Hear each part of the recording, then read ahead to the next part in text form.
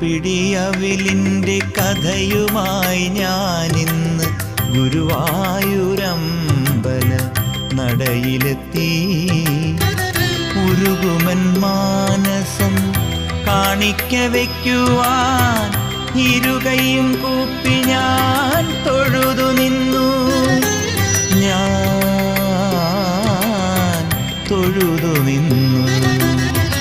ഒരു പിടിയവിലിൻ്റെ കഥയുമായി ഞാനിന്ന് ഗുരുവായൂരമ്പല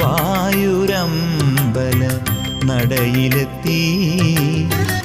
ഉരുകുമൻ മാനസം കാണിക്ക വയ്ക്കുവാൻ ഇരുകൈയും കൂപ്പി ഞാൻ തൊഴുതു നിന്നു. ഞാൻ തൊഴുതു നിന്നു. ഒരു പിടിയ